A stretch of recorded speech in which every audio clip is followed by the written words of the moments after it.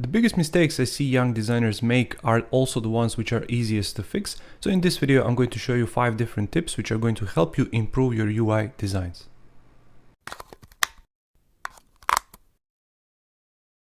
Hey designer, Alex here, welcome to the channel, and in today's video I'm going to show you 5 different tips which are going to help you improve your UI designs. But before we get started, make sure to check out my membership. Link is going to be down in the description below. Membership includes all of my courses, digital design products, private access to the Facebook group, and so much more. So if you're interested in content like that, make sure to check it out. Once again, link is going to be down in the description below.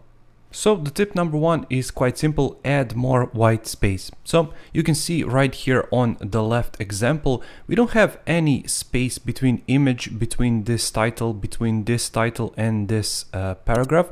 So just by increasing the space between all of these items, just by adding more white space, you're going to make your design much more breathable, easily readable, and easily accessible to wide variety of users, just because you're going to space your elements evenly. This is one of the biggest mistakes I see young designers make out there, and it's super fast and super simple to fix. Just add more white space. Don't overdo it. Make sure to create some sort of a rhythm. Perhaps here between image and this category tag, for example, maybe you can add a bit less space than between this title and this paragraph.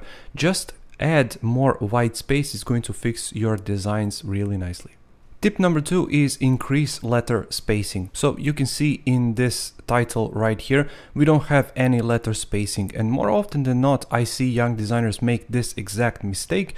It's super easy to fix, and you can see it right here. Just by adding a little bit more space between your characters, you're going to make it much more readable, much more breathable. So you can see it right here. We have, if I hover right here, we have something which is called line spacing, and it's 58 right here. And if I select it right here, it's 44. So just make sure to increase it a little bit, like in this case is 58. And of course, it's going to vary from your example to my example, but just do it. Increase the line spacing, especially in your titles, because it's going to make your text much more readable and much more pleasing to the eye. Next up is add a subtle border. So more often than not, I see these elements on mobile devices, on websites. So all of these cards, for example, and designers are adding these drop shadows to the backgrounds, but just by adding a simple outline like this, simple border, you're going to make it stand out against really light backgrounds, and especially in this case, a white background. So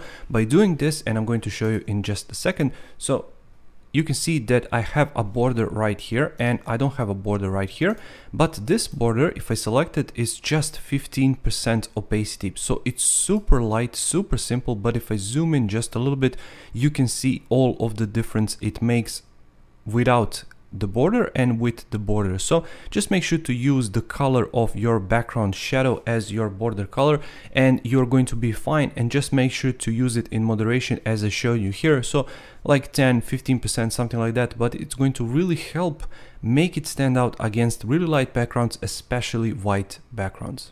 Tip number 4 is use a single typeface. I cannot explain to you how many questions I get as to how many typefaces should I use in my designs. Should I use 2, 3, 4?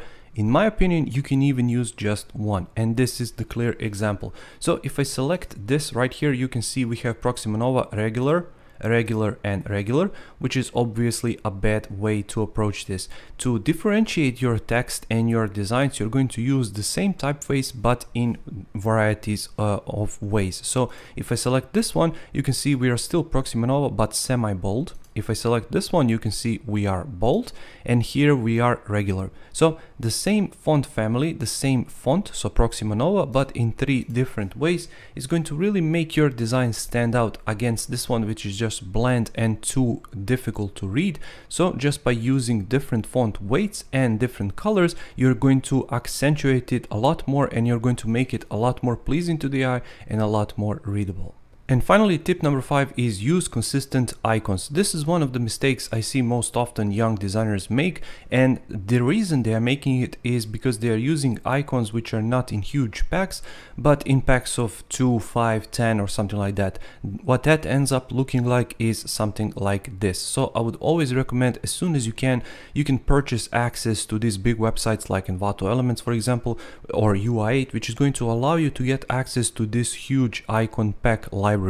What that's going to give you is majority of these weights and styles and colors, and it's going to give you options, plenty of options. So when you're using free icons, you're just going to get a few options here and there. You have to combine them, and the result is not that professional and it's not that usable even. So you can see in this case, this is a good example because this is from the pack and all of these icons are created the same way. They are created in the same styles. They are using the same color, and that's why they work on the page. While these icons are from the 2 separate packs, and you can see that these lines are a little bit thinner than these ones. Colors are a little bit faded than these ones, and obviously result is not that pretty to look at, but more importantly, it's not that easy to use because sometimes these icons are harder to click, harder to hit on the mobile devices, especially on really small mobile devices. So just think about these things up front and make sure that you are using the same icons with the same style from the same pack if possible. Then your designs are going to end up looking much more coherent and much more professional. Thank you for watching this video. I really hope you found value in it. If you did, make sure to press that like button and to subscribe to the channel. I upload new videos every single week just like this one, plus Adobe XD tutorials, design tips and so much more. So if you're interested in content like that, make sure to subscribe, and I'll see you in the next one. Take care.